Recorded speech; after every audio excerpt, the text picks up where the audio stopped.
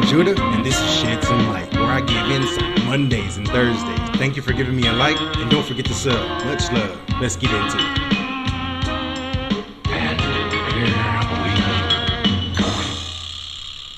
Alright, how you guys doing out there today? I am Judah, and we are going to talk about conquering the mind, where oppression genuinely originates. All right, let's go ahead and get into the video that we're about to watch here. Here we go. I'm Dr. Yang Junmin from Taiwan. When I was 14, at that time we already know everyone, when they turn to 16, they have their possibility to be drafted to the war. So that's the reason, one of the reasons then I get into the martial arts, so I can train myself, get ready if there's anything happen. My master, my white coin master, he spent 23 years with his master. I spent 13 years with him. I didn't even learn half of what he know. In 1976, he passed away. He took half the knowledge to the tombs, to graveyards.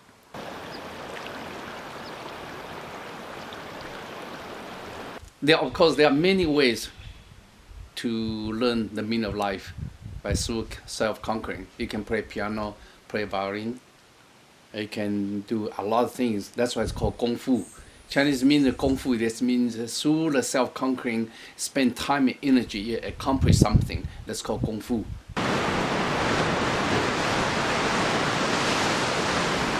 Everything is created from the life and death situation in the past.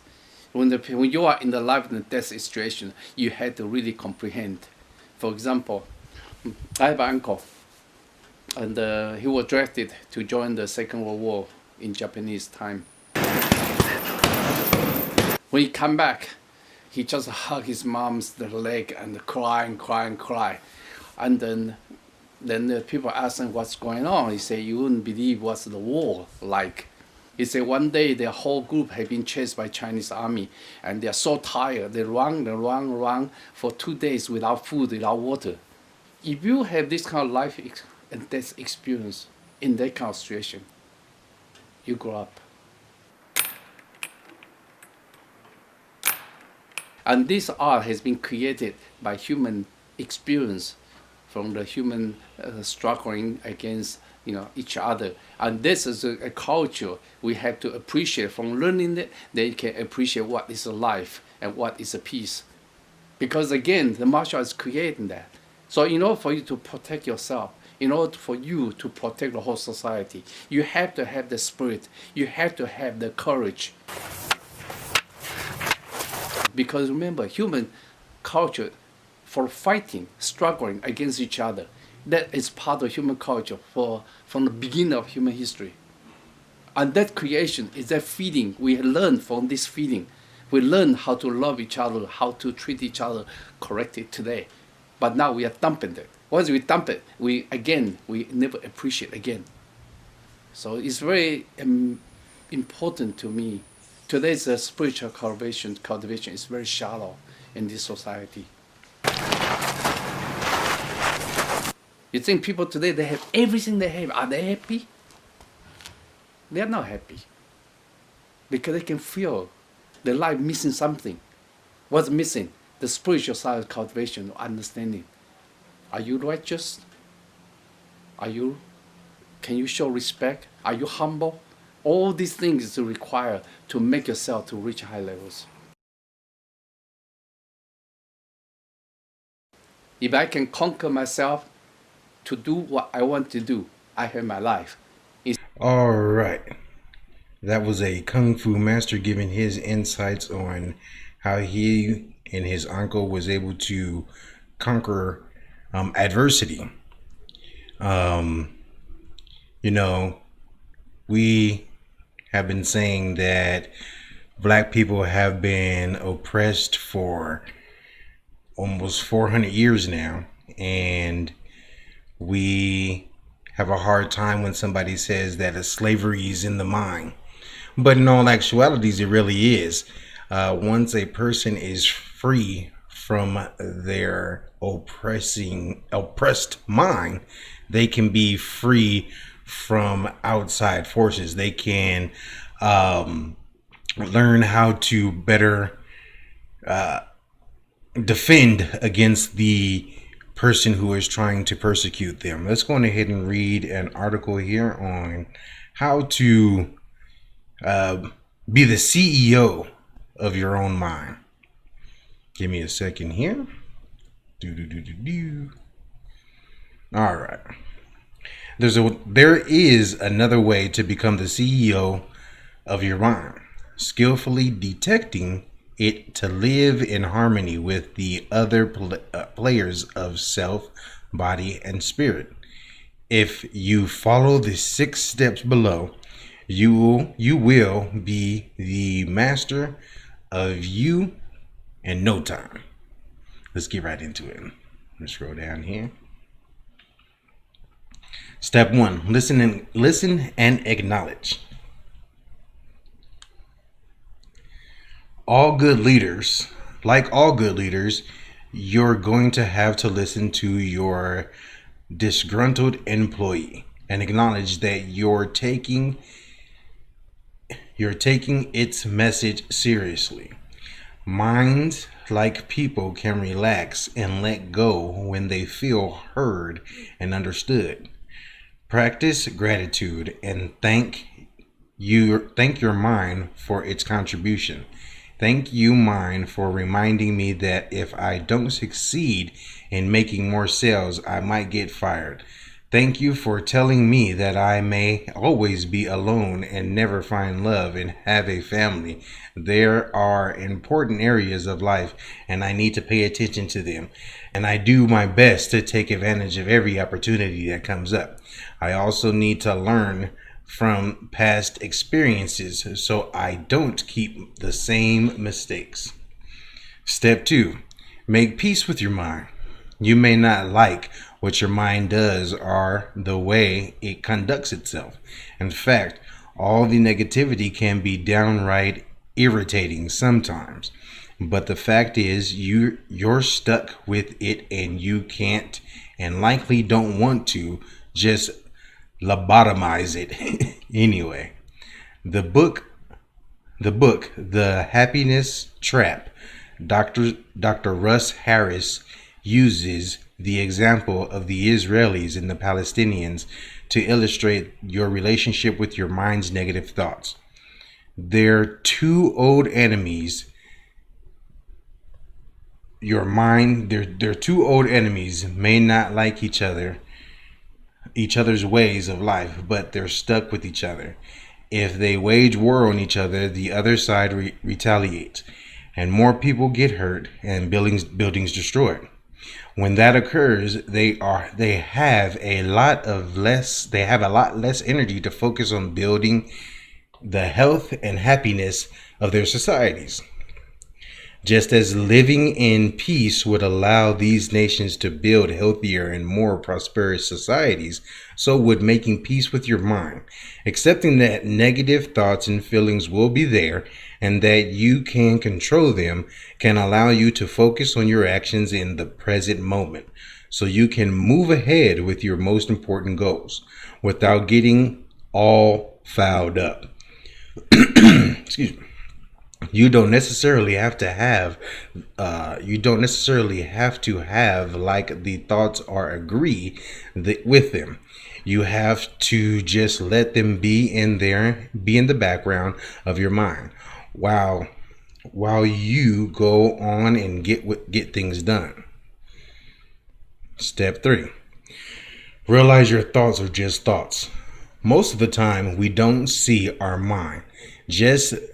They just feel like parts of us. Dr. Steve Hayes, the founder of Accepting and Committing Therapy, uses the concept of being fused with your thoughts to illustrate the relationship. To be fused means to be stuck together, undifferentiated. You feel like your thoughts and feelings are you. And so you accept them unconditionally as the truth without really looking at them. I'm thinking I'm a failure and boring. Gee, I must be a failure and boring. Well, isn't that nice? Now I feel really wonderful. This kind of sympathetic logic seems to prevail because we can't see our own minds. So we have difficulty stepping outside of ourselves and getting objective observer's perspective. In actuality, our thoughts are passing mental events influenced by our moods, states of hunger and tiredness, physical health, hormones, sex, the weather, what we have watched on TV last night, what we ate for dinner, what we learned as kids, and so on. They are like mental habits, and like any habit, they can be healthy or unhealthy. They also, like other habits, can take time to change. Just like a couch potato can't get up and run a marathon right away. We can't magically turn off our excuse me again. We can't magically turn off our spinning negative thought filling cycles without repeating, practicing, and considerable effort. And even then, our overactive army got owls. I don't know how to pronounce that well. Amy got owls will send us the negative stuff sometimes. Step 4. Observe your own mind. They say, know thy enemy. This is also applicable to our relationship with our own minds. Just like a good leader spends his time walking through the offices, getting to know the employees, so we need to devote time to getting to know our own minds. Work day to day. Call mindfulness meditation or quiet time. Spent observation. Your mind is as important as time spent exercising. When you try to focus your mind on the in and out rhythm of the breath or the trees and the flowers, when you walk in nature, what does your mind do? If it's like mine, it wanders all over the place, mostly bringing up old memories or unsolved problems from the day. And if left unchecked, it can take you out of the peacefulness of the present moment and into a spiral of worry, fear, and judgment. Mindfulness involves not only noticing where your mind goes when it wanders, but also gently bringing it back to focus on breath, eating, walking, loving, or working. When you do this repeatedly over months or years, you begin to retrain your runaway amygdala. Oh, that's how you say it. Amygdala. There you go. You begin to retrain your amygdala. Like a good CEO, you bring to know when your mind is checked out of spinning its wheels, and you can gently guide it back with the program. When it tries to take off on its own, you can gently remind it that it's an interdependent and essential part of the whole experience of you. Step 5. Retrain your mind to rewire your brain. There is an old and rather wise saying, we are what we repeatedly do. To this, I would add, we become what we repeatedly think. Over long periods, our patterns of thinking become etched into billions of neurons in our brain, connecting them together in unique, entrenched patterns. When certain brain patterns connection between different components or ideas are frequent, repeated, The neurons begin to fire or transmit information together in a rapid, interconnected sequence. Once the first thought starts, the whole sequence gets activated. Autopilot is a great Autopilot is great for driving a car, but not so great for emotional functioning. For example, you may have deep-seated fears of getting close to people because you were mistreated as a child. To learn to love, you need to become aware of the whole negative sequence and how it's biasing your perceptions. Label these reactions as belonging to the past and refocus your mind on the present moment experience. Over time, you can begin to change the wiring of your brain so your let me say that right. So your prefrontal cortex, the executive center that's responsible for setting, planning, and executing goals, is more able to influence and shut off the rapidly firing fear-based amygdala emotional control center. And this is exactly what the brain imagining study effects of mindfulness therapy have shown. Step number 6, practice self-compassion. This is a good one. Pioneer of self-compassion research, Dr. Christine Neff, described this concept a healthier way of relating to yourself. While you can't easily change the gut level feelings and reactions that your mind and bodies produce, we can change how we respond to these feelings. Most of us were taught that vulnerable feelings are signs of weakness, but be hidden from others, or to be hidden from others at all costs. But this is dead wrong. Dead wrong. Authors such as Dr. Brene Brown provide us with a convincing research-based argument that expressing your vulnerability can be a source of strength and confidence if properly managed. When we judge our feelings, we lose touch with the benefit of those feelings. Though there's a lot of reading now. They are valuable. They are a valuable source of information, but our reactions to events in our lives, and they can tell us what is most meaningful and important to us. Emotions are a signal telling us to reach out for comfort, or to take time out to rest and to replenish. Rather than criticizing ourselves, we can learn new ways of supporting ourselves in our suffering. We may deliberately seek out inner and outer experiences that bring us joy or comfort, memories of happy times with people we love, the beauty of nature. Our creative expression, connecting with these resources, can help us navigate the difficult feelings while staying grounded in the present.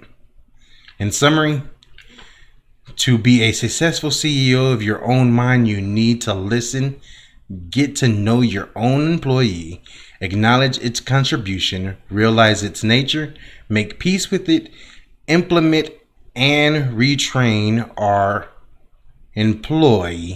your employee development program, and treat it kindly. It will repay you with a lifetime of loyalty and service to the value and goals that you most cherish. If you would like to follow Dr. Greenberg, there's her information. I'd like to thank you guys for being a part again for Shed Some Light. This was, hopefully we were able to shed some light on the invisible chains and how to break them. Once you are free in your mind, you are free everywhere else. I appreciate you guys thank you for your comments, your likes, Please share. If I didn't shed some light on today, come back next time and maybe we will. Appreciate you.